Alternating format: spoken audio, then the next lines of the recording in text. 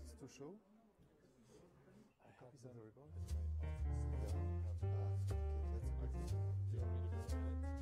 It's far away. We want to know. We don't have the time.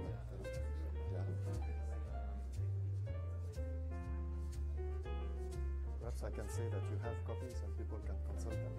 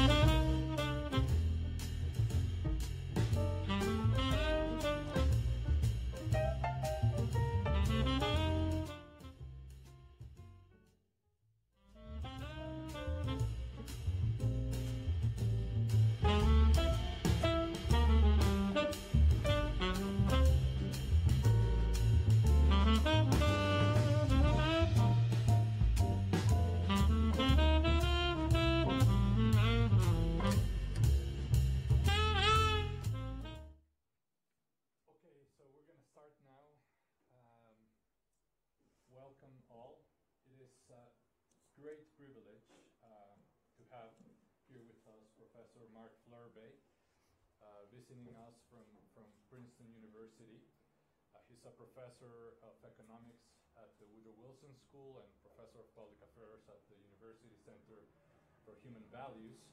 And well, he's a very well-known professor working in the areas of social choice, distributive justice, political philosophy and economics, this intersection between many differences, and all converge towards some very important questions that we're going to try to discuss today, questions that have to do with creating a better society, a more just society.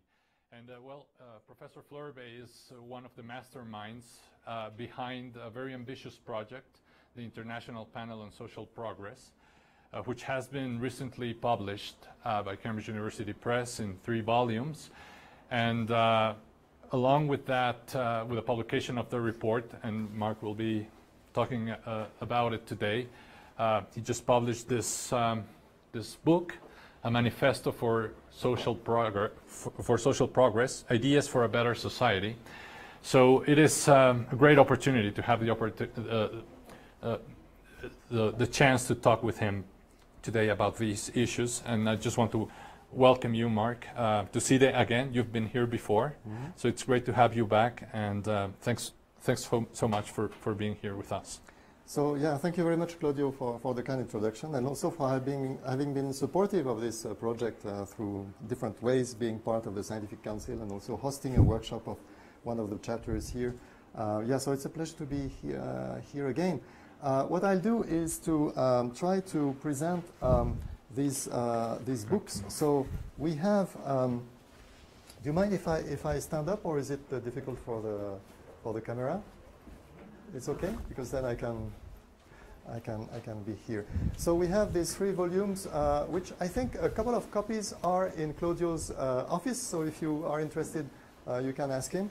2 kilograms, these 3 volumes. And then there is this short book, which is much easier to read and also written for a wider audience. So this is a group that has been quite a large group. If we count the committees and all that, so more than 300 people have been involved from all continents except Antarctica. And so more than 40 countries involved and so on. So it was a big project. What I wanted to highlight here is there is a website where you can find a lot of resources, the drafts of the chapters, interviews of the authors, teaching materials, so a lot of stuff. So some of the chapters have been published in a short version in the 3 volumes, and I have a longer version or versions in other languages than English on the website, so you can access those. And so why did we do that? Why did we start this thing? So the idea was to somehow influence the conversation, help people think about ideas for improving society at an interesting historical juncture, which is that now people have lost their illusions, the illusions that they had in the 20th century.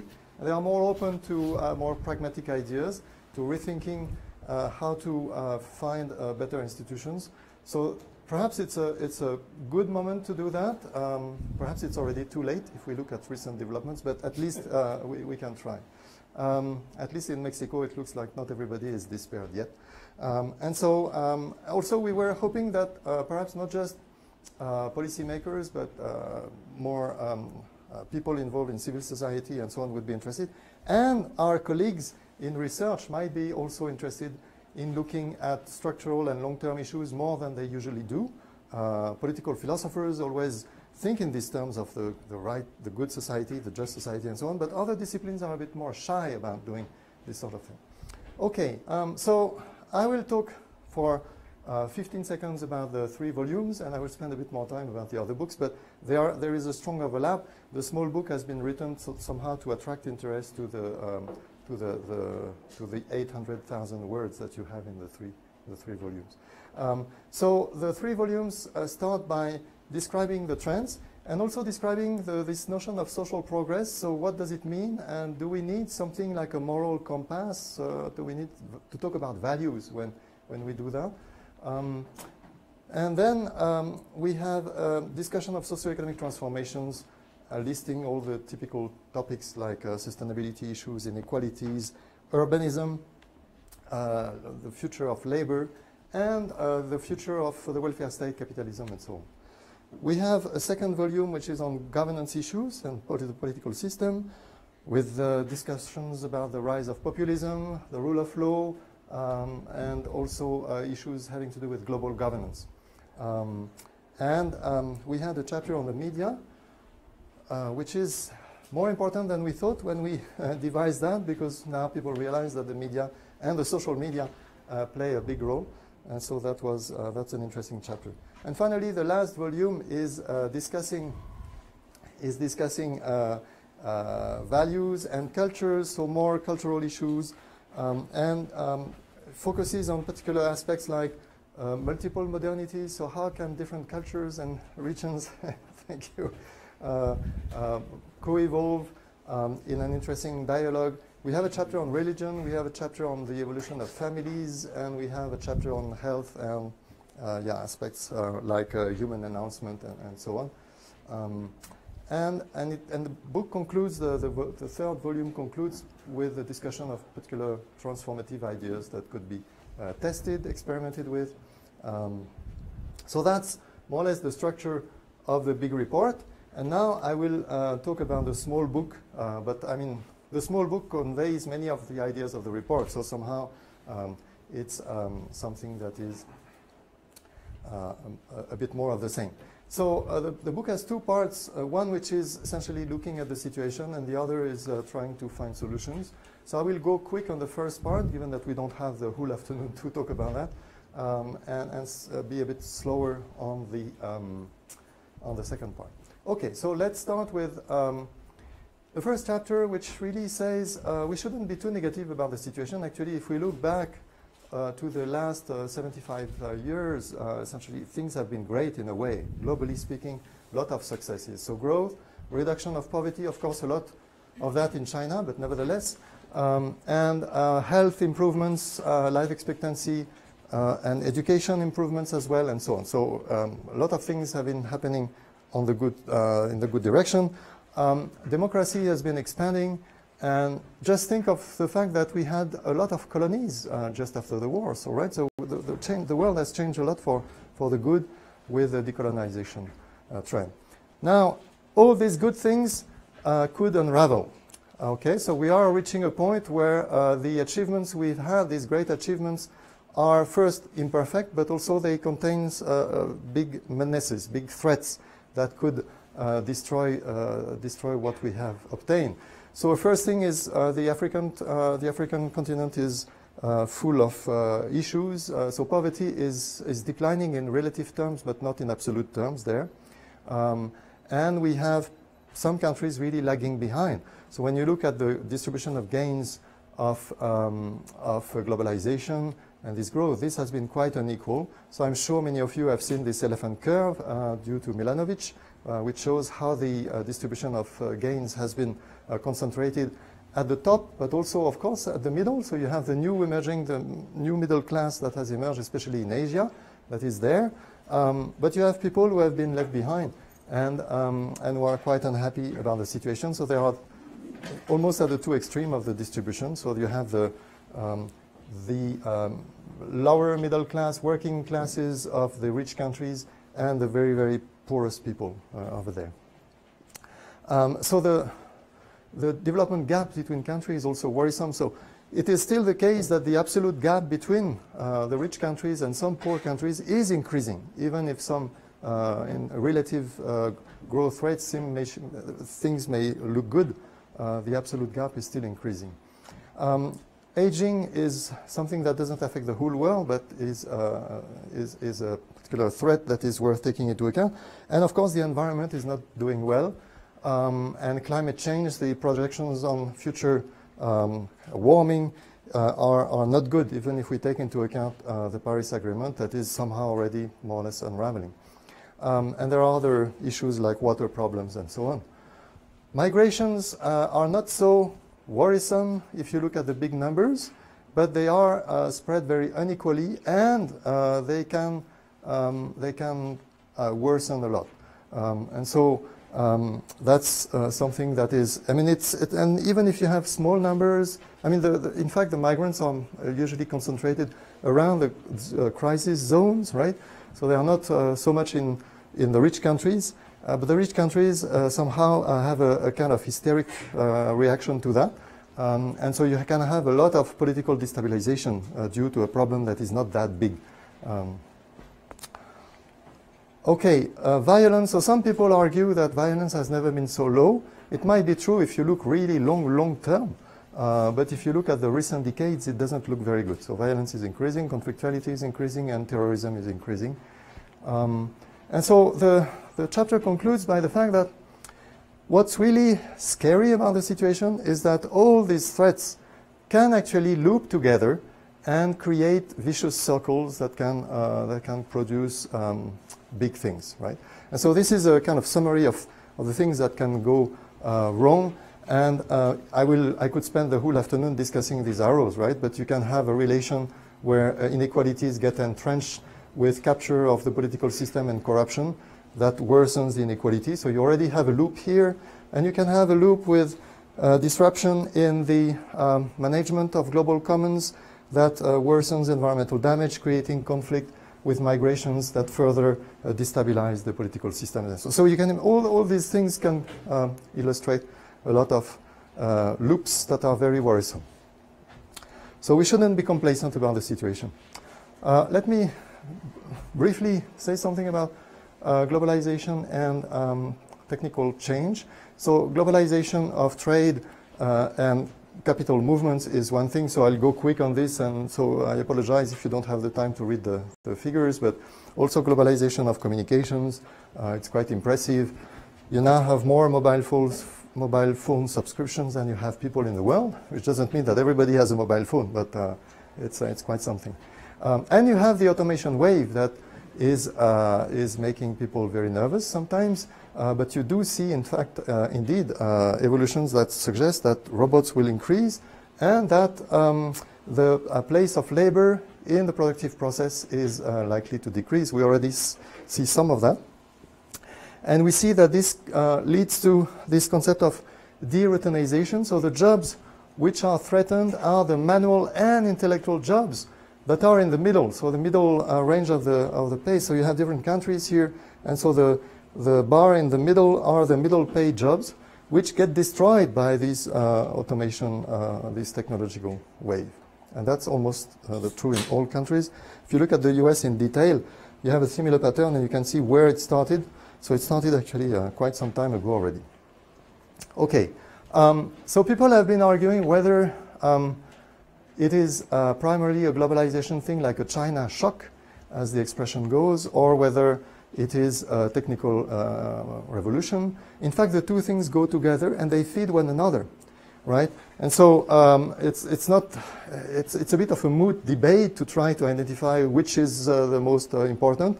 They really feed one another. And so we have to try to address both in one blow if we can, but the key idea is an idea that has been pushed forth by Tony Atkinson, for instance, in his last book. These processes are not automatic processes. They are processes that are shaped by institutions and policy. So technical change is actually directed by incentives, by governance structures, and so on. And similarly, globalization has been shaped by choice of institutions and policies. So, so we can do things about that. And looking at the situation, you have dominant narratives which essentially say that people would like to go back. So they either would like to go back to a closed world, that's the kind of Trump narrative, or you have a sort of left-wing narrative which is we would like to go back to the welfare state of the 70s, at least in the rich countries. That's the kind of debate that you hear. And both narratives are looking back, and we should look forward. There is no way we can go back to these worlds. We have to take account of the fact that especially technology and globalization will somehow stay with us in quite a deep way for some time. One piece of good news that is hammered quite interestingly in the report, especially in the part on values, is that values are going in the right direction in terms of being more inclusive. So you may feel that it doesn't look like that when you read the newspaper, so there is backlash happening now. But if you look a bit more over several decades, it looks like we have interesting evolution. So you have a change of perception about our relation to nature, toward a more respectful attitude toward animals, but nature in general. You have something like the emergence of civil society as a new entity that was not there before in such a clear way. So that's a resource for doing things. So if you think of imagining new governance ways, think of civil society in addition to the usual institutions of governance. And we have the idea of respecting people as citizens that has been growing, and there is greater respect for gender, for sexual orientation, for I mean, these things are moving. We see backlash, and we see backlash in certain countries, but somehow the report is optimistic about the fact that the trend, it's hard to imagine that the trend would go back to a view that is hierarchical, where you say some people are naturally above the others, should naturally dominate them, or are naturally cleaner than others. This kind of thing is not likely to come back, right? So you have people who resist, who feel threatened, who become violent, but this is a resistance. This is not something that will overturn the trend.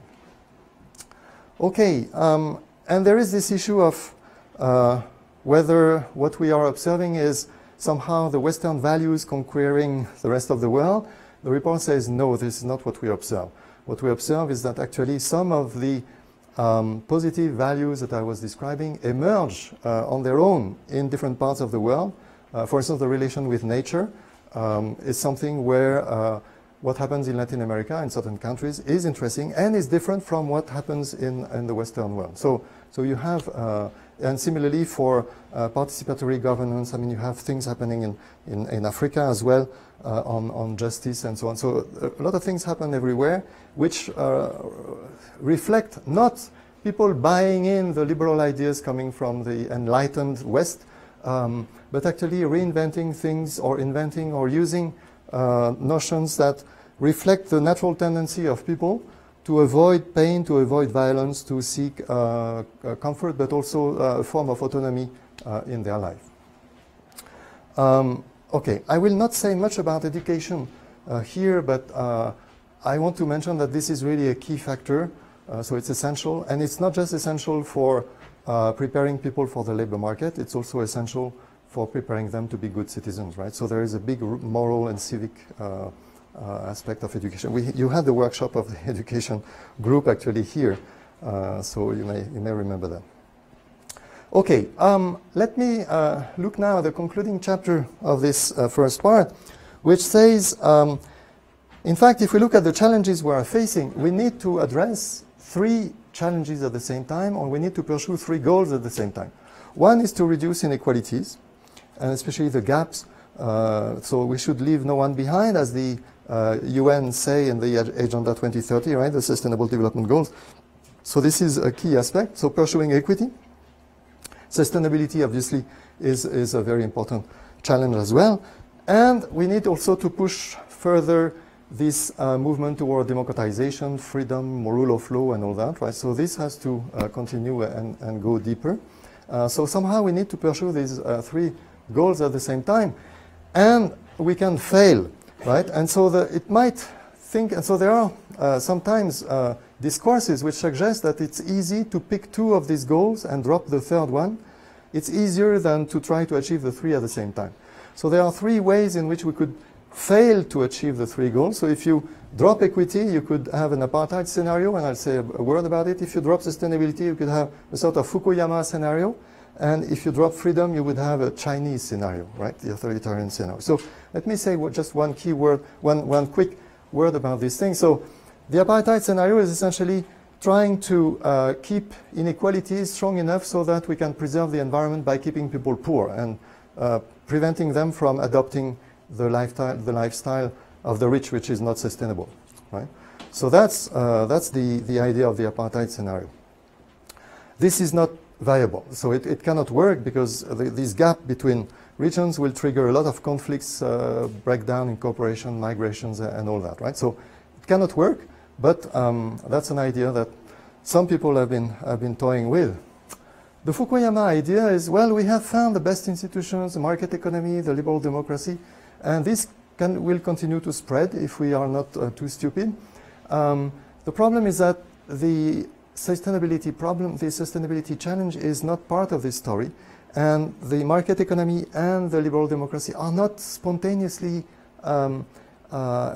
effective in tackling this kind of challenge. And so if we just try to propel these ideas throughout the world and encourage all countries of the world to adopt these institutions, if they adopt also the lifestyle of the rich countries which have these institutions, then it's catastrophic, right? And what we observe in the emerging economies is actually they are not leapfrogging. So they are actually using energy in a way that's even less efficient at the same level of development than we had in the because they are using more cars and so on. So it's really not looking good if we continue in this way. The authoritarian, the kind of Chinese scenario, with apologies if there are any Chinese people here. So the idea is, yeah, the Chinese, they can do it because they have an authority, a strong state, so they can really force the population to have 1 kid. So it's good to reduce the population, right? I mean, they have stopped doing that actually, but the idea is we need to curb population. That would be a good way of preserving the environment. We need to have very strong urban policies, and so if we can be very strict on that, that would be extremely important for sustainability as well. And we could also have strong social policies, right? But that, of course, would be bad in terms of freedom and rule of law. And that's where it will fail, because when you have authoritarian governments, usually they tend to abuse their power, right? And I don't want to insult the Chinese, but what we observe in China is somehow proving that. So, so that's where actually it's not viable, right? So the benevolent dictator is perhaps a good solution. The problem is that dictators are quite easy to find. Benevolent dictators are almost impossible to find. Right? That's the summary. So, so the issue here is that somehow this shows that these three goals, we cannot bet on dropping one to achieve the other two. If we fail on one, we'll fail on the other two, right? So that's the challenge. So it's hard to achieve the three, but each of them is somehow necessary. That's the thesis here. Okay, and the book says, discusses a little bit whether there is historical determinism or not, and strongly argues that there is no such determinism. So we are at a crossroads, and we need to think about what we want to do. Okay, sorry, this has been very quick, but I wanted to have some time for the second part, which is discussing more like the way forward. Now feel free to stop me if there is anything that's not clear in what I say. Okay, so the chapter on the third way is essentially just looking at a few kind of background ideas.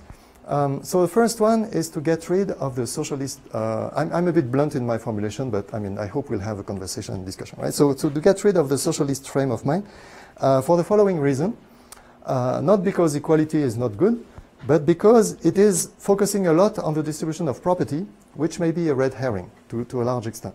And so if you look back, so our book is called the Manifesto, right? And it's a reference to another manifesto that was published quite some time ago, and which had a list of recommendations. So this is the list of proposals, policy reforms that you had in this old manifesto. And when you read it, it's fascinating because it's full of crazy things which are about abolishing private property. And so all the red things here are about essentially attacking property. But not all is completely crazy. For instance, having a progressive income tax is not crazy. But there are other things which are a bit strong. And what is surprising is that there are many things which are actually missing that we think are very important, right? So there is nothing about pensions, for instance, and so on. So the health system and so on. So there are many missing things that now seem we would take for granted. And so somehow we have to move, the idea here, we have to move beyond this focus on property. And this focus on property has been coming back after the Piketty book. For instance, people are now talking a lot about wealth. So somehow it's good because it's important to be aware of the massive inequality in wealth and the concentration that goes with it. But if we just focus on that and forget all the things around that, we may be missing an important part of the story, especially if we want to be looking at positive ideas. So this idea of looking at alternatives has often taken used the phrase the third way, right? So beyond capitalism and socialism. And you have three third ways in circulation somehow.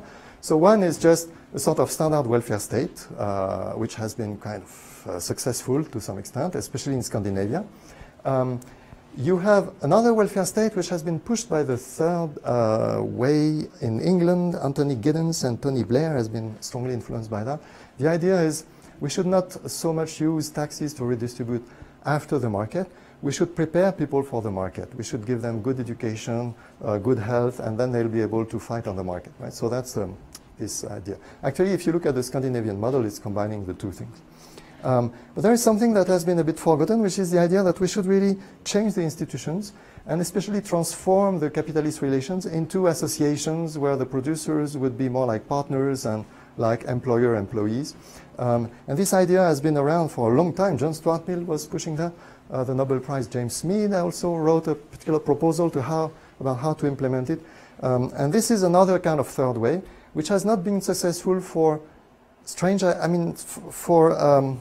perhaps just contingent reasons of the history of thought and the history of development of trade unions and worker parties and so on in the 19th and 20th century. So this is what we have on the market, and what we'll do is to explore a little bit this third way, a bit more than in combination with the others. So essentially what we have to think about is finding the right combination of these ideas rather than inventing something completely new. But what's important, following up on this idea that it's not just about wealth and property, we have to put a lot of attention on power and status and the inequalities that happen there. This is something that was completely absent from the socialist idea, and you've seen what happened to inequalities of power and status in the USSR, right? So this is the thing that is extremely important. Another thing is that people focus a lot on the relation between the market and the government and how big should the government be in the market and so on. Okay, this is just a small part of the story. You have other institutions which are essential. What happens in the family is actually extremely important, and what happens in the production place, in the production firm, is also very important, and we should not neglect them. They are neither the market nor the government, but they play a big role in people's life. If you think of your personal life, you spend your evenings, nights and morning in the family, and the rest of the day in the productive firm. You never spend much of your day in the government or in the market. I mean, the market a little bit, but not that much. And so that's the idea. Okay, so if you look beyond this, you see that we do observe things like, for instance, constraint on workers, or job demands, and decreasing autonomy. So this is an example, things in Europe, where you see people going into a dangerous area called job strain, where you have little autonomy but a lot of demand on your job.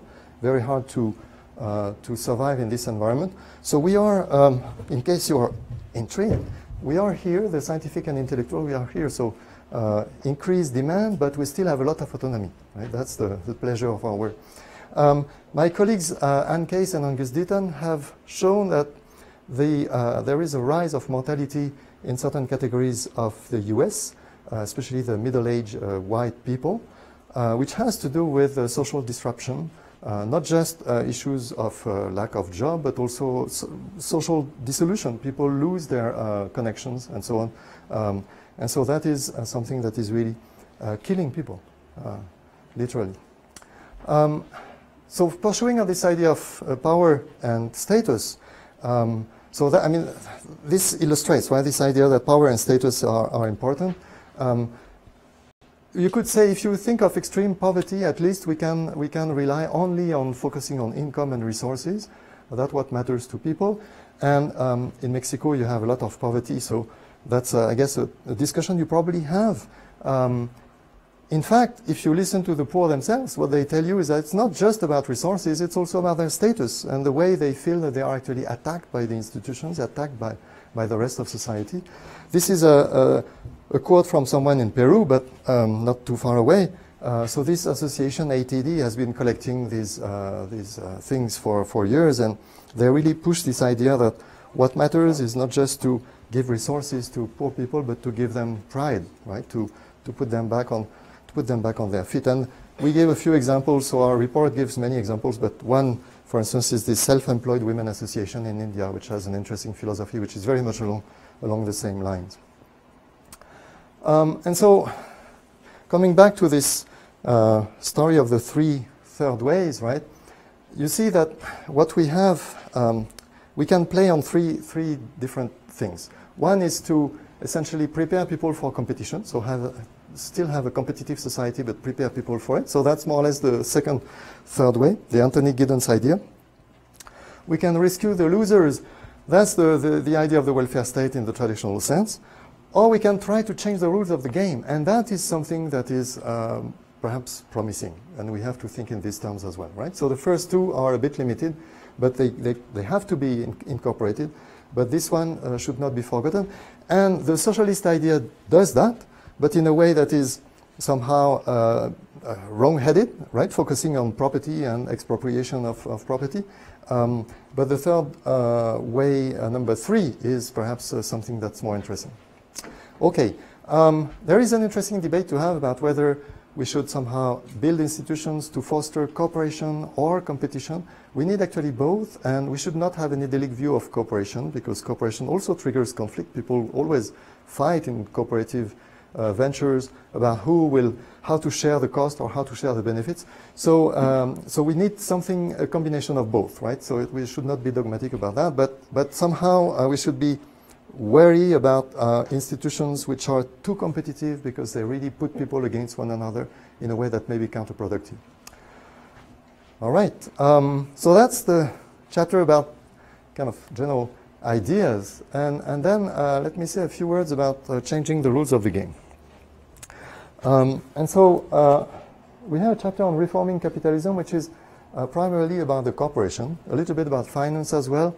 Frankly, finance is not so much our specialty in the group, but we focus a bit more about the corporation. So the corporation is a strange entity, which is the result of an evolution of law, which might have been different, and it has some interesting privileges of being a moral person with some protection of the assets of the person to capture by some people around it, like investors. And you have limited liability, which is an amazing way of subsidizing risk-taking, but also somehow creating a lot of moral hazard. So it's not just too big to fail.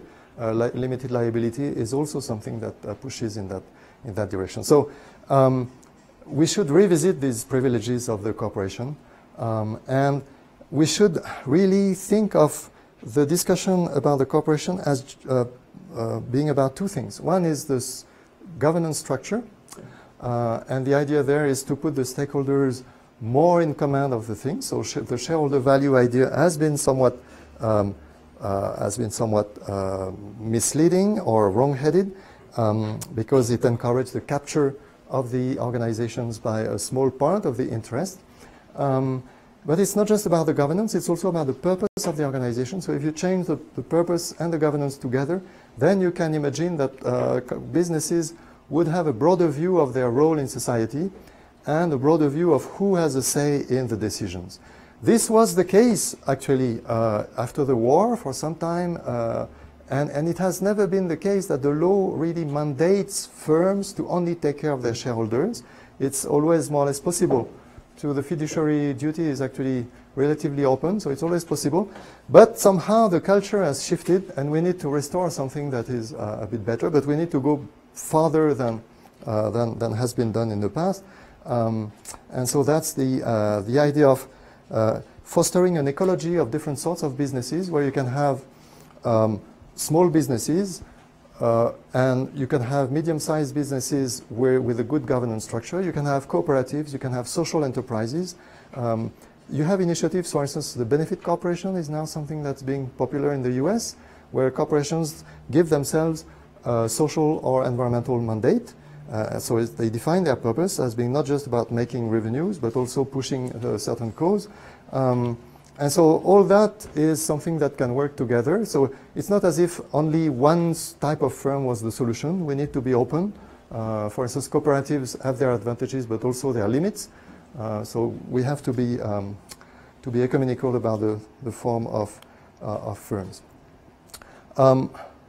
Let me go perhaps a little bit quick about the problem of the big corporations. What's interesting, the one thing I would like to highlight is that people have been oblivious, including until the Piketty. So the Piketty book has been good because it has rekindled discussions about these things, the share of capital and labor in the distribution of the economy. And so what people are now understanding is that the share of capital is actually made of two things. So every microeconomist knows that, but it's hard to measure it. So you have the return to capital, which is what you owe capital because it provides you the service of being used for production.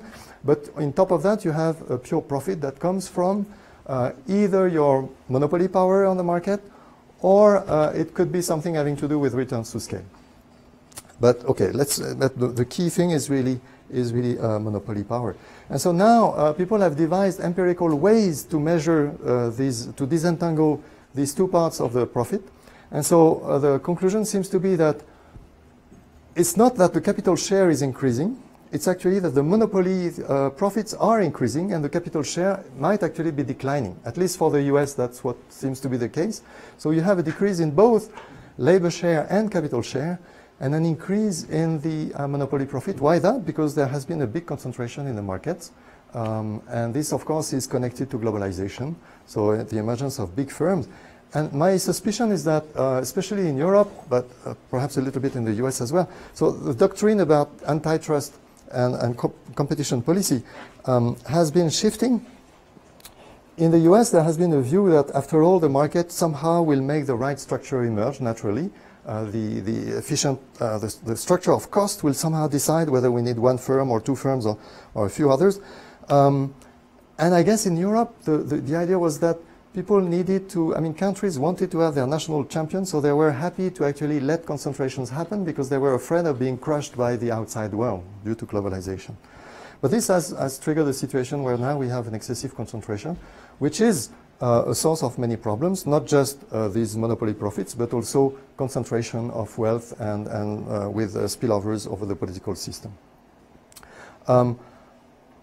Okay, and there are issues having to do with the role of the clash between social policies and firms. So you have, for instance, the dispute resolution mechanisms for foreign direct investment, which have given too much power to the firms up to some point.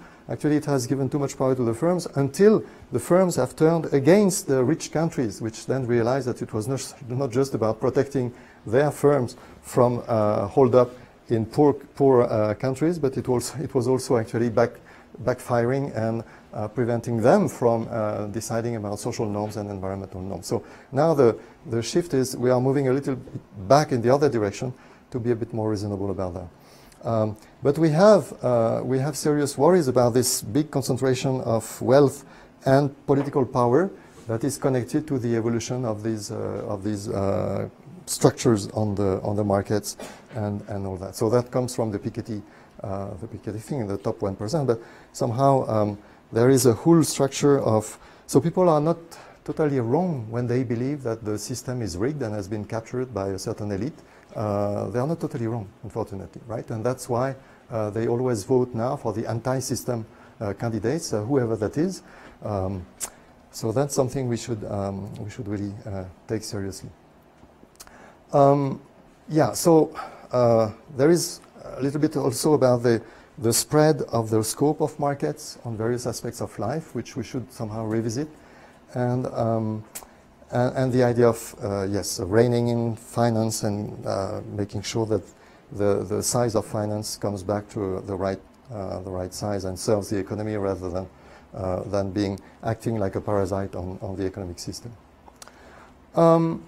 Okay, I'm going a bit quick, but I'd like to leave time for discussion, right? So, but feel free to stop me if I'm too quick on certain ideas. What about the welfare state? So we need to think about, so even if we improve the ecology of firms and improve competition and reduce the size of the financial sector and the big firms, what happens to the welfare state? So the welfare state is actually, people believe sometimes now that due to globalization, the welfare state, so there is this kind of, people talk about a neoliberal wave and an austerity wave and this kind of thing. It's a bit exaggerated. In fact, we see there is still a lot of possibilities for states to implement social policies, and a kind of casual proof of that is that we see a lot of variation. So here you have, this is the reduction in the Gini coefficient that you observe in various countries. So from the market distribution to the disposable income of the people. And you see a lot of variation showing that institutions can really be very different and policies can be very different. Mexico is here, doesn't look too good in terms of doing redistribution, right? And this is something that you've shown in your paper as well.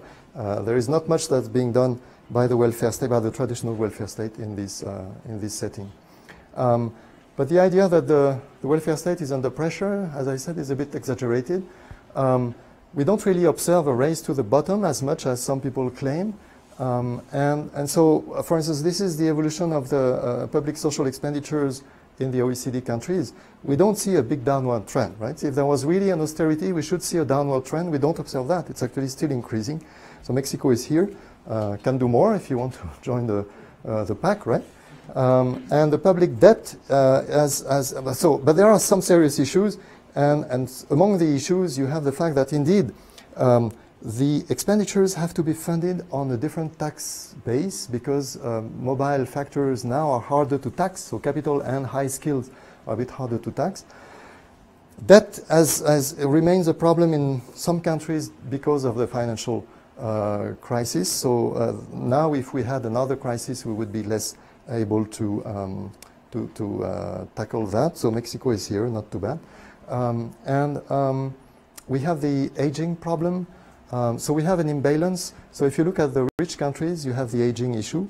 If you look at poor countries, especially in Africa, you have the opposite issue. You have a youth bulge. So somehow it looks like this is a problem which has its solution elsewhere, but it's actually very hard to imagine how to implement. So it's either migration or a lot of capital investment, but either solution is difficult and problematic. And you have increase in health expenditures with now very expensive drugs, which are good, but perhaps not available for everyone because they are too costly. And you have the problem of the wave of automation, as I said, this de-routinization thing, which forces the welfare state to rethink its mission, because now we need to not just help people for temporary things, we need to help really people to transition to new jobs, new skills. So somehow education has to change to lifelong education, and people have to be taken care of in these more difficult transitions, right? So we will move to a world in which people will have two or three different careers in their life, which is very different from what we had before, where people could hope to have one career in their life. Okay, let me skip that, which is about the fact that we exaggerate a little bit the difference between countries. One issue is what happens in the developing the emerging economies. So we see that many of the emerging countries now are actually able to have a welfare state, and they are at a level that is above where the Scandinavian countries or European countries had when they implemented their welfare state. So Mexico, of course, is more than an emerging economy and has been. So this is the standard of living and has started to introduce its welfare state. Also, right after the war, actually, even during the war, I think 43 was the first year of creation of the pension system, right? Yeah. So we can see more, and we do see more in emerging economies in terms of coverage. Things are moving in the right direction, but could move a bit quicker. So it's not as if the welfare state was only for advanced countries, right? We need to really think of that as something that can be applied everywhere. And you probably have seen this Great Gatsby curve, which shows that you have a link between inequality of opportunity and inequality of income. This is for the kind of rich countries where you have the equal countries here, the Scandinavian countries. You have the corporatist welfare states, which are not doing too well in terms of opportunities, and the liberal, kind of more liberal welfare state, which are a bit better, but are relatively bad in terms of achieved inequalities. Now, this is a bit more inclusive, so more countries here. Unfortunately, I don't have Mexico here, but the Latin American countries are here. So a lot of inequality and a lot of inequality of opportunity as well. So Mexico is indeed one of these countries where you have substantial inequality. So perhaps it would be around here. I'm not quite sure what the mean log deviation is for Mexico. But it would be, yeah, probably above the curve as well for the lack of mobility. And so we need to, back to what I was saying before, we need somehow not to be dogmatic, but to combine all these things together. So we need to have a strong investment in human capital, but we can also do something. I don't want to sound too negative about property and wealth. We have to do something about inheritance. And now we have a wrong trend in many countries. People are scaling back their inheritance tax. We need to rethink that. And we essentially refer to an idea that was put forth by John Stuart Mill, him again, and Tony Atkinson more recently, about how to reshape the inheritance system, the inheritance tax. We can talk about that if you want. We need to also act in the market, and that's a bit the new idea, by this competition policy idea, which is something that can help reducing the concentration of income. We do need to look at the regulation of contracts. So what I was saying about the goal and the governance of the corporation has to do with regulating labor market contracts, right? So doing that can help a lot. If you look at the firms, cooperatives or others, which have a more horizontal power structure, they have a lower pay gap between the high levels and the low levels, and they are also more environmentally responsible.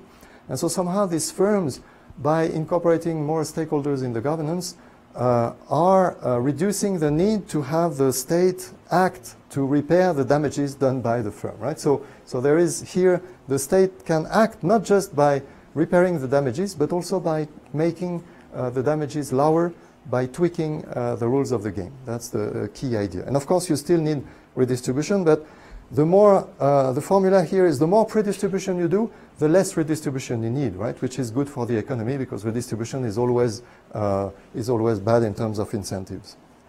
All right? Okay, and so we don't want to be dogmatic. There are many ways to roam to good ideas. And the Scandinavian model is actually an interesting model, which is perhaps a bit neglected. And in the report, on the online version of one chapter, we do have one section discussing how the Scandinavian model can teach us interesting ideas for Latin America. So I invite you to have a look at this, or I can send it to you if you're interested. But there is an interesting combination of various things. A key element is centralized bargaining, which requires a sort of ethos of cooperation between the social partners, which may be hard to implement in some countries. But other than that, you have a strong reliance on market discipline, on wage compression, and on human capital investment and universal systems. So it's a good system, and it can work beyond Scandinavia. At least that's what we believe. But somehow, perhaps it is lacking because it is not really changing the rules of the game in a deep sense. So it is a kind of grand bargain, and that's what they say explicitly. It's a grand bargain between capital and labor, but it's not really transforming capital and labor into partners at the level of the firm. It's transforming them into macro partners, but not really at all levels. And so the idea that we want to push is to replace the centralized bargaining idea into a more decentralized democracy at the level of every workplace. That's something that the rest is more or less okay. We can keep it. There are issues about how to achieve wage compression without centralized bargaining. We can talk about that if you want. It's not so easy, but it's feasible. But somehow the idea is to really do that. And that might be, of course, difficult because you attack certain strongholds of power by doing that, but also easier for countries which don't have a tradition of social partners coming together and in a kind of cooperative spirit. It might be easier actually to push for cooperation and bargaining at the local level than at the central level.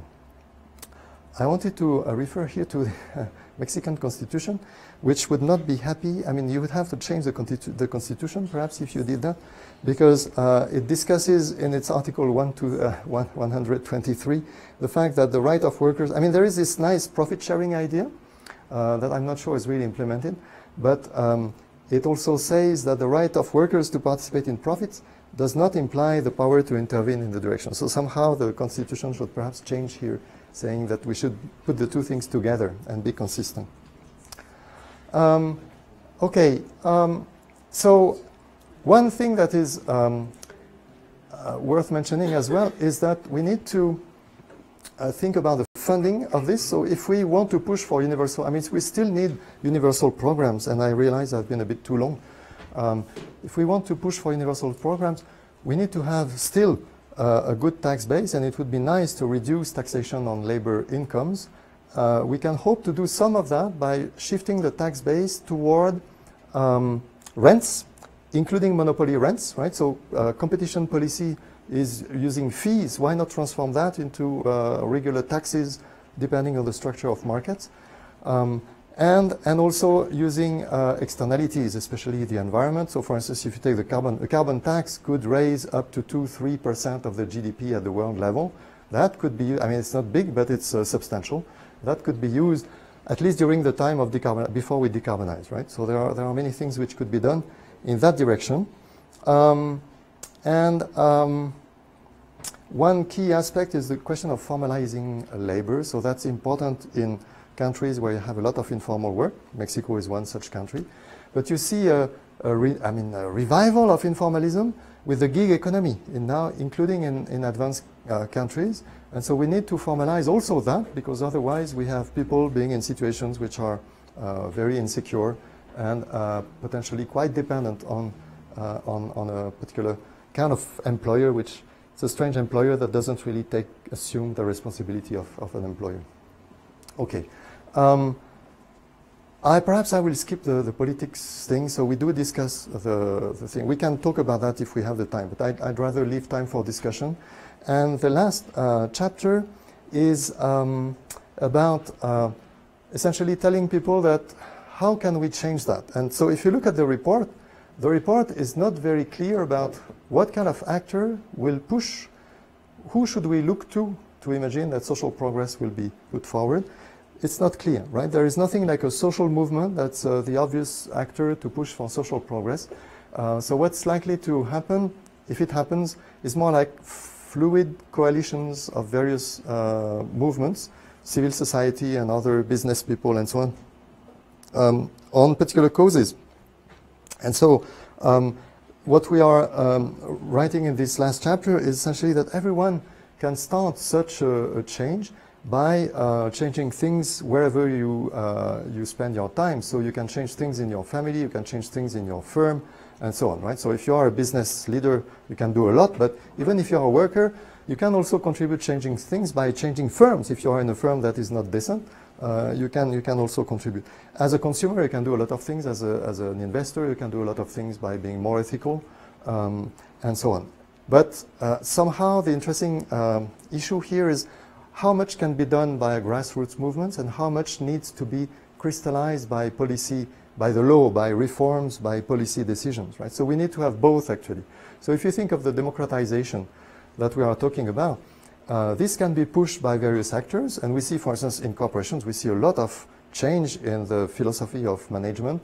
You have movements of business leaders deciding that they want to have a more horizontal structure, and it works, and it's quite fascinating. But somehow this will not be scaled up, this will not be generalized, unless you have some legal protection for these arrangements. If it only relies on goodwill of some people, it will remain a small thing in a minority, in a small part of society. So you need to have more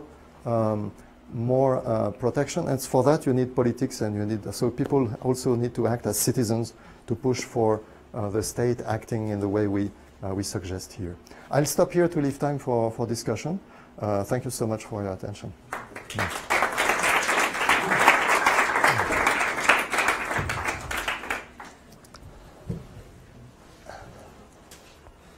Okay, so questions from the audience. We'll start here. You can pass this around to the people who's going to ask the question. Okay? Sure. Well, hello, Mr. Fleurbet. I was able to read some of the chapters of your book, and I was quite intrigued. And among some of the questions I had, or basically the most important one, was about the role of the Scandinavian model. Because in the 7th chapter, you mentioned that this model has a lot of advantages comparing to the liberal and the corporativist model, but it also has the drawback of not giving enough power to the workers in order to intervene. But I was then thinking, what if, besides this model, the implementation of a direct democracy, and when I'm saying a direct democracy, I mean a system in which the people take every single decision, not the liberal representative democracy we have currently in most countries, would that be enough? Because what I was thinking is, if people had the power to take decisions, in that situation, all the polarization in politics, I believe that could be reduced, since all the people would have a role or become actors in actually signaling which politics would take in place. In the same way, if you, aside from these two methods, you also add the other politic that you mentioned, which is taxes to inheritance, and also tax to huge corporations. Wouldn't that be enough in order to give the results that you're looking for, or which drawbacks would you see from that system, or that combination of policies? Yeah, so no, these taxes would not be enough, because if you want to fund universal programs, you need more than just a tax on inheritance or corporate tax. But your question about the democracy is very important, and so we discussed that in the chapter I skipped over here. And you need to have what's important, and I think the political scientists, political theorists have been teaching us that, is that the quality of deliberation is key, and so direct democracy is not guaranteeing the quality of deliberation, as you may have perhaps observed in Mexico yesterday. So that's a key issue. So Mexico is actually cited a lot in the report, because you have not just these examples, but you have these policy councils and many of them and so on. So there are a lot of participatory mechanisms in Latin America that have been imitated in other countries.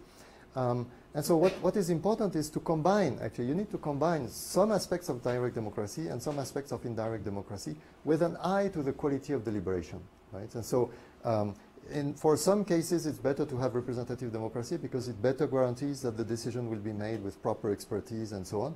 And for some issues, it's better to really make people participate. And it really depends also on the scale of the thing, right? So direct democracy is easier when you have a very small scale, when it is on the shop level, the shop floor level. Perhaps you can do a lot of direct democracy. But when you have very complex issues, you need a lot of expertise. And so you can combine things, or you can combine policy councils where people are selected either by election or by random processes, as Claudio has argued in a previous book. But you can have things like that, but you also need to have a more standard parliament and so on. So and you need to have governments with elected people. So that is something that is more like a combination rather than betting on only direct democracy. Thank you.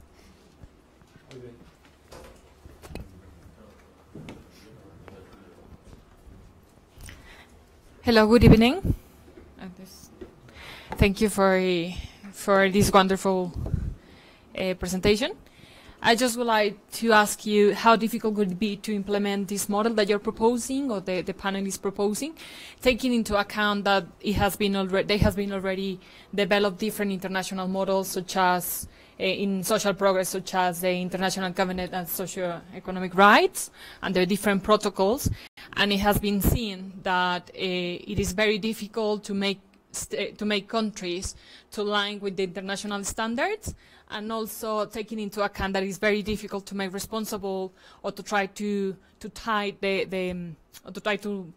make transnational corporations to align with this model. So how difficult would it be to implement your model in the same way that it has been difficult to implement different models that has been already? Yeah. So yes, I don't want to hide the difficulty. I don't think it's easy.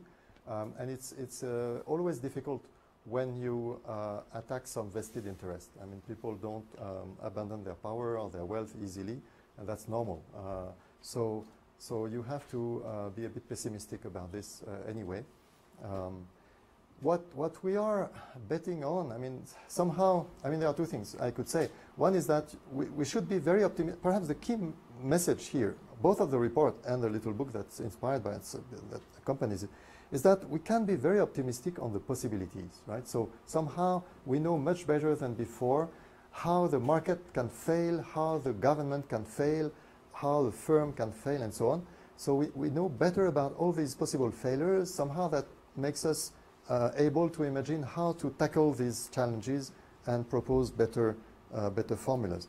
So we can be optimistic about the possibility in terms of it's feasible. But in terms of the likelihood of this happening, that's another story. And perhaps there we should be pessimistic, right? Because if you want to have these shifts, you need to have a strong push. So pushing for a more democratic system in general, and we push for that both at the political level. We don't have real democracies, right? So we have this strange word democracies, which is a sort of fake label, if I may use this expression, which is fraught now. I mean, no country is a real democracy, and many countries which are considered authoritarian do have some democratic mechanisms in them, right? So you have a continuum of things. And so what we need is really to deepen democracy. And one thing that I find fascinating about the report, I mean, we have all these people with fine, good, I mean, specialists of democracy and all that. But also in the economists in the first part, everybody somehow is pushing, most chapters are pushing in the same direction, which is that we should not retreat on democratic ideas, we should actually double down on them. So if people sometimes look like they vote in the wrong way, it doesn't mean that there is too much of democracy, that we should be more technocratic. It means that there is not enough democracy. There is not enough quality of deliberation. Right? And so somehow we need, and so to come back to your question, if we want to deepen democracy, both in the political system and in the economic system, we need to have a grassroots, I mean, we need to have a push. It will not come from the top. It has to be pushed by people, not necessarily just ordinary people, but also some local leaders who will have some good intentions and will initiate things. But somehow this has to coalesce at some point. And so one idea that we push in the last chapter is that there was this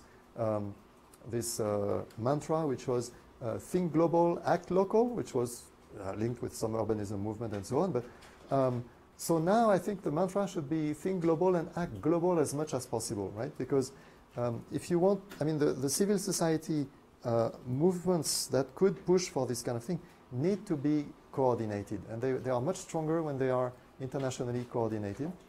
And now that's possible. So I was talking about SEWA, this Self-Employed Women Association. So it's really about the informal workers, female workers in India, so the poorest of these people. They are part of an international network, right? They are not isolated. So it's a big organization in India, but it's connected to a much broader international organization. And the advantage of having this broader network is that they have a big pool of experts. They talk to the UN. They are really at the same level as the policymakers. So this kind of thing can and should happen more. But whether that will be enough to really spread power more is yet to be seen. So there we can be pessimistic. Thank you. Okay, so who else would like to ask a question back there? John. I have two quick questions. One is, you mentioned correctly that there is a lot of heterogeneity, no, between countries in both instruments and achievements, no? Given that, have you developed in this project sort of a kind of classification where, for example, with countries like Mexico, with weak institutions, low fiscal capacities, and a lot of inequality, no? What would be the right package of measures? That's one. And the second is, if you could be a bit more concrete on the most original parts of your report, which is the reforming, I think, the reforming capitalism part. You mentioned it in very general terms, no? But how do you make that operational? No, is it a change in because it seems to be changes in corporate policies which are beyond the the power of countries, no? Because these are international corporations, many of them, as you. So what would that mean in practice? No? Yeah, right. Yeah, on the first question, I'm not sure I have that much more to say than the fact that we do observe somehow the trend is going in the right direction. So the states are improving their welfare. I mean, the emerging economies are improving their welfare states. And so what we argue is that it's not true that these states are really lacking the resources. Of course, they cannot right away implement very ambitious programs, but somehow they can ramp up these programs. And so it's a combination of formalizing the economy to get a larger tax base and pushing and ramping up these social programs. So that should go together. I mean, there is nothing really mysterious about it. It's just a matter of making sure you do these two things together. If you start programs without having the tax base, then you are in trouble. If you have a tax base but you don't have the social program, it's of no use, right? So you need to do the two things at the same time. And somehow the path is there, and the path has, I mean, if you look at the Scandinavian model, these countries, when they started, they were poor, actually. It's not that they were rich and then they say, oh, now we can have a big welfare state. Not at all. They actually developed, thanks to a strong welfare state, that that helped the workforce to be in good shape, to be modern, and that made the open economies possible, right? So they're really open to the global market quite early. So somehow, I would say this is not so difficult. What's difficult is more like things like corruption and when you have violence, rampant violence, as you unfortunately you have here, then it's hard because it can really destroy this momentum to build the institutions.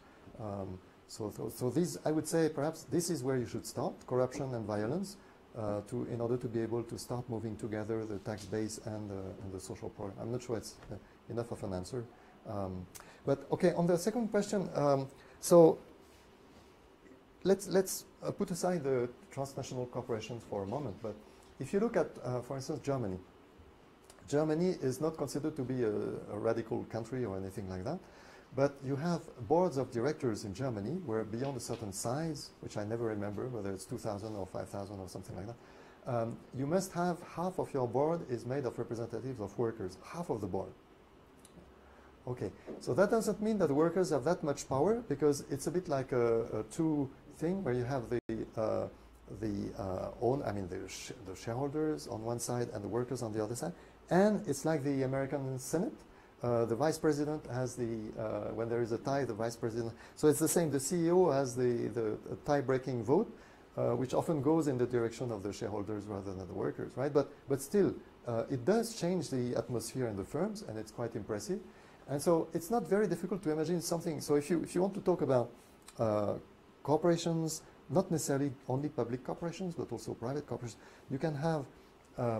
When I say public, I mean like on the stock market, right? So you can have the law saying that the board must have a certain number of seats for the workers, for the capital providers.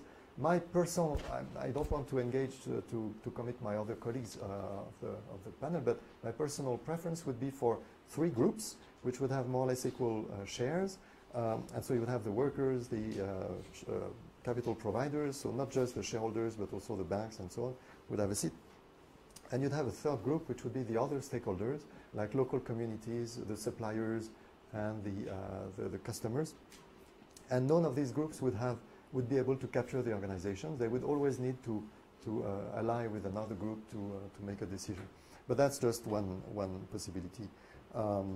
Now, the question of transnational corporations is interesting, and I'm not sure I have a lot of ideas about how to deal with that, because it's very complex, and they are so big in front of governments.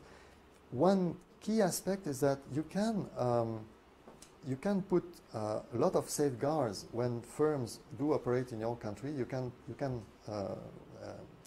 put some restrictions on that, and as far as trade is concerned, you can also have protective clauses in trade mechanisms, and we already have that, so it could be incorporated in these protection clauses.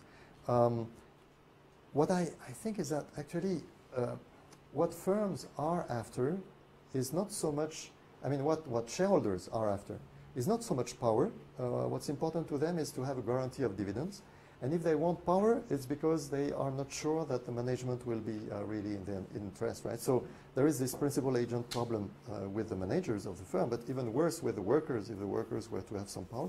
But somehow, if we can move toward a system where every firm in a given geographical area, so a small country would be probably difficult to imagine, it would be too small, but if you have a large area like the US or like European Union or an area like that which has substantial size, you could imagine having regulation of structures there for all operations that happen there. So if a transnational firm has a subsidiary there, it should adopt the laws of this area.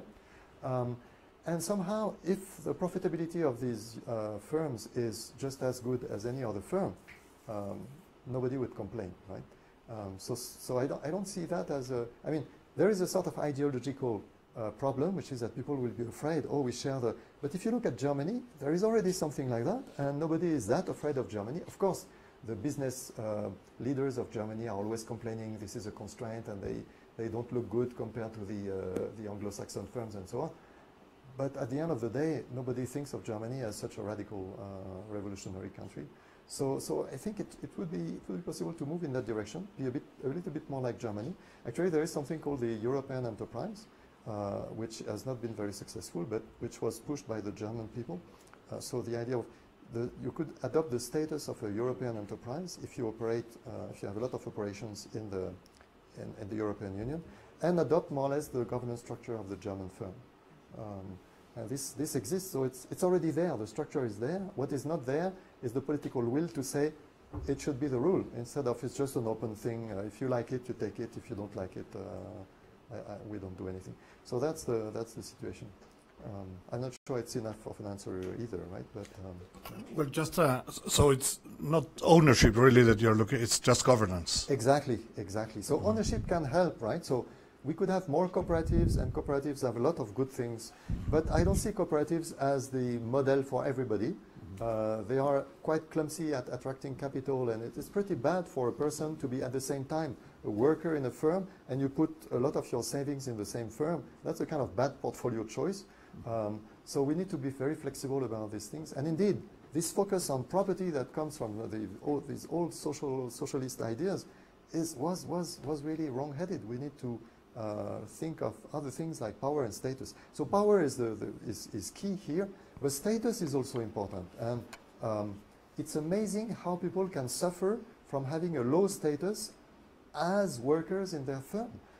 So some people are really despised, treated like they are not really humans. I mean, it's amazing how badly people can be treated. Not because the laws are bad, right? It's not written in the Mexican Constitution that workers can be treated badly. It's not written in any constitution. But as soon as you accept that some people will be in a position of power, they abuse it, right? Most of them abuse it. And so these issues of, it's not just power, it's also status that goes with it, and people suffer a lot from this.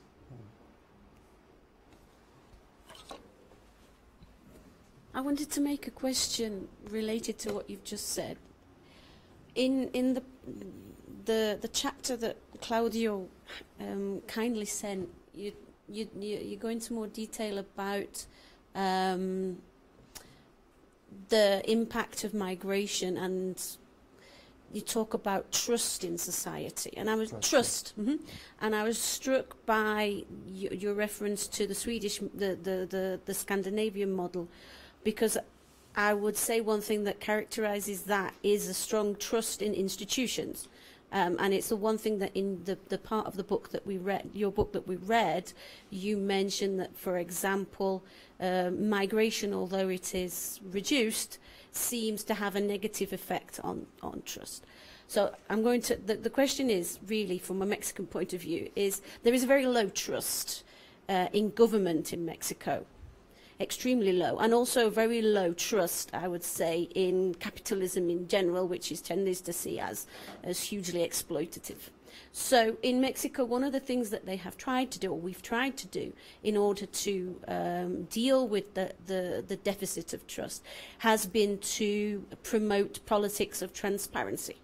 I would say that that's been the biggest push, democratic push in the last 25 years, has been the push for transparency in the attempt to in the attempt to create trust. Now, from what I hear and what I read, you would also argue that this is not necessarily the right way to go. As far, and I just wondered if you could tell us a bit more. I think what I understand from what you're trying to say is that it's about participation. The difference is in if you move to have members of the workforce on boards, for example, or you move towards the promotion of a better treatment of workers. It seems to me that what you're promoting is the creation of links, relationships, human relationships, which promote trust, and then promote the rollout of these policies. I wondered if you could talk a bit more about how you see that going. Yeah, that's a great question. Yes, so actually I would say no, it's not in competition. These two ideas go together well. So we can push transparency and democracy at the same time. And sometimes just transparency is, I mean, exposing things can help a lot in changing practices. So no, I don't want to sound like negative about transparency, and I do think that, and we do discuss transparency in various places, especially about, for instance, it's true about the funding of political activity. Having transparency about that would go a long way. Transparency about the media, about the governance of the media, the funding of the media is also very important. So transparency about all these institutions can help a lot, yes. But as soon as you have, I mean, if you really push for transparency, then it's very hard not to share some kind of power, because, I mean, there will be a pressure for making the right decisions when things are transparent. And so somehow it's almost, I mean, it's kind of first step toward democracy when you have transparency. So I would really say this is complementary, not at all in contradiction. So of course, if you share power, if you really democratize, that makes things transparent by definition, right? So it's a necessary part of democracy.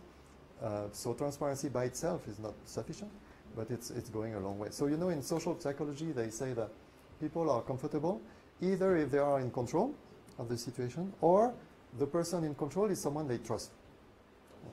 And so, yeah, so transparency can create a situation in which you trust the decision makers, or you trust the decisions because you see what's behind that. It may be good also to increase the degree of control, but somehow transparency is going quite a long way in that direction. Is that, yeah?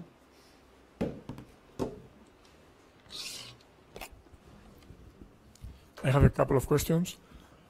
My first question seems to me a bit intriguing, the outcome of the report, because on the one hand you are portraying a picture of the developed world where you have countries that are growing, are redistributing, people are somehow happy. On the other hand, you have countries from the developing world and from the poor world with people that are not happy and, I mean, disaffected and clearly lagging behind yet. No? So they have been unable to catch up with the most developed part of the world. But the solutions you are offering in this report seem to me more better adapted to the developed world than to the developing countries. So, for instance, improving the governance structures of the firms, it makes a lot of sense in Germany, in England, in the US, places where you have a clear-cut structure of firms, of big corporations. But if we think of countries from the developing world, we are talking about at least 1/3 of the workforce is working in the informal sector. So how can you make the connection from this kind of structures that could make some advance in terms of improving the capabilities of the workforce in countries, in developed countries? How can you move that argument from there to places where they don't have any leverage to begin with? Then you mentioned improving the tax base, but that's specifically, I mean, that's exactly the problem that you cannot fix, because in those countries, in developing and poor countries, to fix those things means basically to produce losers, and then you have to obviously go to the political issue. No? So how do you gather the numbers to make sure that those losers will not revolt against you? No? So in that sense, I think that somehow, perhaps you are discussing that in the part that you didn't mention. Or you said, I will not go into detail into that part, the political issue. But so for many people now, the only solution is the authoritarian way. Is what? The authoritarian way. Okay. So the Chinese way. Yeah. So you go either to the right wing, like in Brazil, or you go to the left wing, like here. No? And you mentioned that the report is saying this is not a good way to go because we have to think about the three problems you mentioned. Or you have to keep thinking about rights and also the environment. No? And apparently, the authoritarian way does not give a damn about those two problems. No? But then, how do you deal with this? How do you deal with this? No? With the fact that you have to have the numbers in order to produce a better outcome. And my second question, that will be briefer, is that so we know somehow that part of the expansion of the welfare states was driven by the existence of a credible threat, which was the communist states. So once the communist states collapse and the idea of socialism is no longer in existence, I don't see any challenge, socialist challenge in any developing or developed country in the world. I mean, they thrive in the margins, but they are not. I don't think they will be able to create a winnable coalition in any country in the world. How do you find kind of an alternative argument that can threaten enough capitalism as to force capitalists to give up? I mean, to yield some portion of power in terms of, for instance, better structures of governance. Yeah, thanks. These are two great questions. So on the first one, I don't think the picture we give is the one you summarize, because the people who are left behind, as I said with the elephant curve, right, are also the people, the bottom half of the rich countries as well. So the people who are really not happy are both the poorest in the world, but also the not so rich people in the rich countries, those who are disgruntled about the system and so on, right? So the mixture of satisfaction and dissatisfaction is really not a rich-poor country issue. It's also within these groups. But it's true that you do have a problem of some countries being left behind as countries, and especially in Africa. So that's very, very worrisome, because it's not just about their level, their standard of living. It's also about the stalled demographic transition. And so you have, at the same time, you have a lot of people living with very young, a lot of young people, very poor. That's completely unsustainable. So that's the kind of issue. But okay, so the picture is more complex than you suggested. So is it that we only talk to advanced countries? In a way, you know, yes and no, for the following reason. If you want to talk about a kind of vision of the future,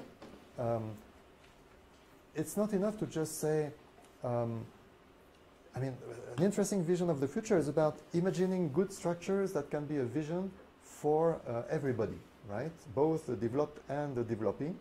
And it's not just about saying, this is what we can do in the next 20 years. So if you are one of the poorest countries, what you can do is not much, but at least you can do that. And so our project here is not exactly about this kind of thing. Our project is more about thinking about the structures of society and how we can imagine a good vision for a society beyond these ideologies, right, of fascism, communism, and liberalism. I'm paraphrasing Harari, right, this historian. But how can we go beyond these visions and propose something? So, of course, it looks like it talks a bit more to the advanced countries because it's something about where we can aim at, right? So, it's of course, it's an advanced project in a way.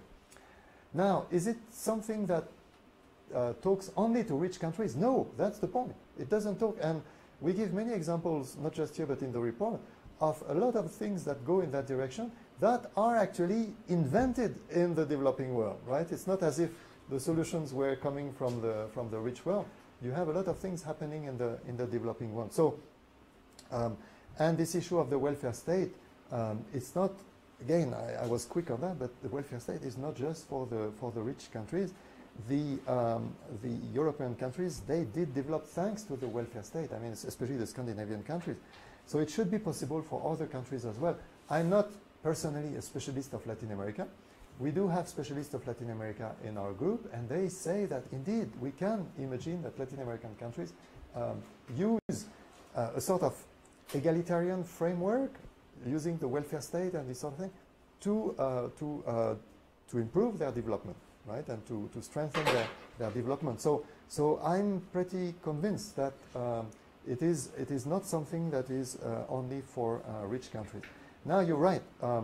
The informal economy is a big issue, and what can we say there except that we need to push for formalization. Yes, absolutely. And it's not just about the tax base, it's broader than that. I mean, all sorts of regulation of labor contracts and so on in the informal economy, very hard to monitor. So formalization is somehow the way to go. It's a bit like corruption, it's sort of first step to do. But again, perhaps it's hard to eliminate informal work right away. At the world level, informal labor is 70%. Right. 70% at the world level. In Mexico, I don't know, it's closer to 40 or 50? Yeah, it's 50. Yeah. And so it's a big deal, right? It's not as if it was a minor issue. So I totally agree with you. It's really a big deal. But it's, I mean, it doesn't mean that we should just talk about that and ignore this idea of building a vision for where we want to go. I think we have to hold both things at the same time. Anyone else? Just wait.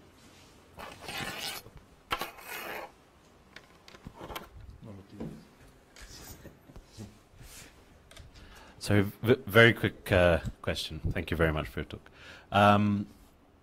It seems to me that a lot of the solutions you're proposing have two elements. One is at a national level, but another one is a requirement of some sort of global governance. And indeed, a lot of the pressures that we're seeing, you can scale up from, for example, the time before the development of the state, forget the welfare state, in nations, you can scale up to kind of the global level. So I was just wondering what the role of global governance was in your project, and also how do you create legitimate institutions at a supranational level? Because that seems to be, in Europe, it's already a problem to create that. So that's where my question. Thank you. No, indeed, that's a very important point. So let me talk about the report first. So that's a big thing. The report has 2 chapters on global governance, and in one, the authors said we are not able to make recommendations. And in the other was really focusing on international organizations and does make interesting recommendations about the fact that these organizations should have more power, should be more democratically, more representative of the people they cover in their work. And they should also be more responsible in a way that is, what we've seen a lot of irresponsibility in scandals and so on lately. So we need to transform all of that. So it's not as if these institutions were good and we just need to give them more power. They are not perfect, so we should perfect them and also give them more power. But just to give you an example, the ILO has no teeth. That's an institution that's extremely weak.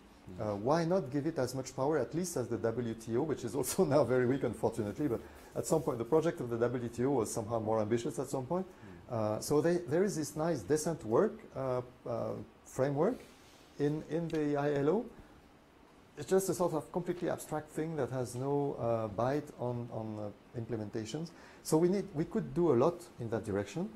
And the report is interestingly very kind of negative, very cautious. Perhaps not negative, but very cautious about the idea of world government things, saying the size of the demos that we know can work seems to be the national level, right? And so let's do as much as we can at the national level, with being aware that we need to somehow increase international cooperation. On certain aspects, especially for the global commons like climate and health issues which are cross-border and so on.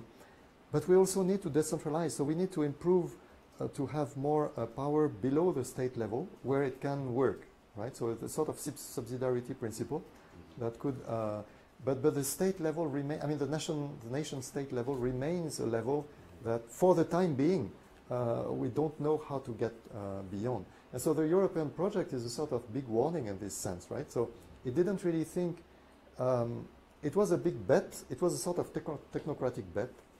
And the people who started with the monetary union and all, they started with coal and steel. So that was clever given the context of the post-war. But then they moved toward trade and then monetary union. That was not because they were naive about the macroeconomics of this thing and so creating a sort of completely non-ideal monetary zone and so on. They did that because they knew that it could survive only if there was a political union right after that. So if we moved quickly towards some kind of a federation. That was a sort of technocratic coup to impose an idea of a federation to European leaders without, they were not really shy about that. But it was not in the public debate. But that was the idea. And this coup didn't work, right? So somehow the thing stalled. For different reasons. One is politicians don't want to delegate too much to the European level, and they also want to avoid the blame, so everything that works badly is because of Brussels. And also the people. People are, the European spirit is very high in the young generations, but the participation in European institutions is very low. People just don't vote. The European Parliament should be the institution that is really the closest to the people, has direct representatives and so on. The participation rate is next to nothing. And the trust, if you look, so it's in the book actually, we look at the trust, the evolution of trust in the European institutions. So some are not elected, like the Council and the, how is it called? The Commission, sorry, the Commission. And some are elected by the Parliament. they are all at the same level of low trust, right? So it's not even the kind of governance that they have and so on. There is a problem, a sort of big psychological problem in identifying with these institutions. So people do feel European, but they take no interest in the European politics. So there is a problem there. So it's not as if, and so in the small book we essentially say about the same thing because we don't want to contradict the report. Perhaps I would personally be a bit more cosmopolitan than the report, but we have to be realistic, and this is really a very difficult time because we have to scale back our ambitions of global cooperation. And now what happens with the Trump administration is even more worrisome. And now we have in Brazil, I mean, can you imagine that the next conference of the parties has to take place in Brazil? Wow. That will not be possible, right? I mean, for the climate, this is the UNFCCC, so the climate, the Framework Convention on Climate. I mean, so things are really scaled back now in a quick way. I don't know. This is a tough time for global cooperation. Thank you very much.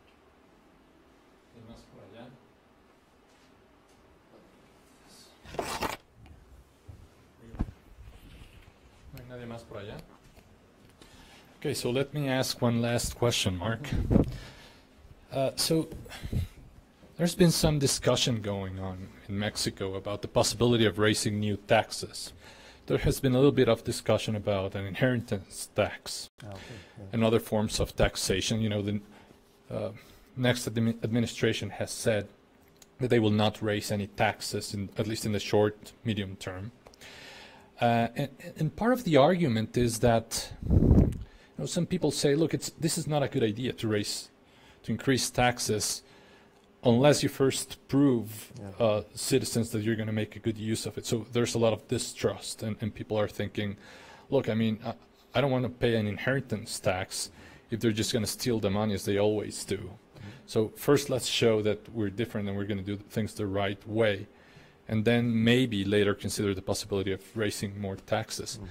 But at the same time, there's probably a case to be made as well, the other way around, in the sense that, well, look, maybe we should raise taxes now,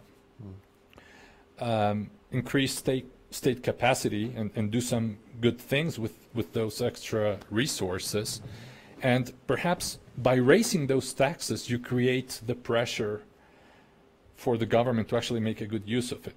I mean, you're imposing this new tax, and people will want to see results, and they will then be more vigilant. So part of the problem in the case of Mexico, I mean, we don't have a welfare state, and you know, and part of the problem in Mexico is that you know, a lot of the resources for the government come from oil, and historically we don't have a real taxation system. There's lots of evasion, and of course we should fix that. I mean, fix the evasion part, but also it's not clear to me that we're doing enough in terms of making sure that the very wealthy pay their fair share. So I don't know if you have any just general thoughts on this general. This question connects to your question about the losers, right? When we change the system, and people will indeed feel that they are losing. So I don't think I have an answer to the question of where to start, by whether it's a tax or I would, as I was suggesting earlier to John, I would rather think you have to go together, and a tax is more acceptable if there is a counterpart that's visible.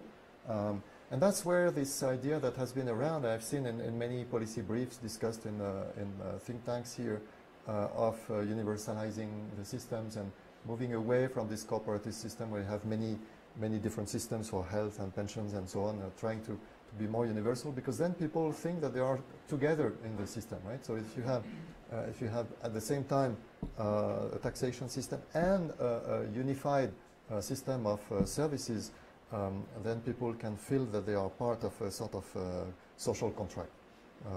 So I don't think I have any clue about whether you should start by one. I would say you should do both at the same time, and it will help to make both acceptable. Now the question of if I can say something about inheritance it's unfortunate that many countries now are scaling back their inheritance tax, And in the US, for instance, it's called the death tax. I mean, there is a lot of framing in the debate. And so what is a pity is that people are focusing on, indeed, there is one version of the tax that is really questionable. So if you are successful in your economic activity, you earn substantial wealth, and when you are getting old, you want to transmit it, or when you die, you want it to go to some other people. There is nothing really wrong about that, right? And so taxing people who have been successful, and because they and they want to give it, so we prevent them from doing that. There is something that's problematic. People dislike that, and we can understand this idea that somehow we are frustrating their life. I'm not sure it's really a life project to amass money, but still, there is something that is not particularly kind of criticizable about being successful and giving the money away. What is criticizable, what is problematic, is when you give the money away in a way that gives unequal opportunities to the next generation, right? So if you focus your transmission to a particular heir that will become very rich compared to the others, then you are doing a bad service to the next generation. And that's where the problem occurs. So taxation should not be on the people who give, taxation should be on the people who receive. And so the proposal that John Stuart made a long time ago and Tony Atkinson have been pushing is we should tax at the reception. So you should have a sort of, you should have a progressive system that taxes what you receive either as a gift or as a bequest throughout your life, right? So the first dollars that you receive will not be taxed, but after some point you will start to pay a tax on what the further bequest you receive or the further gifts you receive. And the more you receive, the higher the tax rate you'll have to pay on that. That makes a lot of sense. There is no, I mean, how can you justify that people would be endowed very differently just because of the fortune of being the heirs of different parents? There is no justification for that. I've never heard any kind of ideological or sound or moral justification saying that people deserve the wealth of their parents, right? Nobody dares argue that. And so very easy to say, so essentially what it means is that if you are a wealthy person and you give your money away to a lot of people and causes and so on, then it's fine. It could even be not taxed at all. And you could do a lot of good in society. If you want to give it only to your preferred son or daughter, then you are in trouble. But I mean, it's not you who will be in trouble, it's your daughter or your son. That would be the philosophy of this thing. And it's hard to explain. So I'm not sure it's really easy, politically speaking. It's not something that for a politician is easy to explain. But somehow the framing of the debate should shift from taxing the donor to taxing the receiver. Thank you. Well, that's an excellent thought. Libertarians do have objections against that, but of course they're wrong, and we don't have any more time to discuss them. That's right. But I just want to thank you again for being here with us, Mark, and thank you. We have to keep this discussion going. So thank you once again. Thank you very much. Yeah, thank you.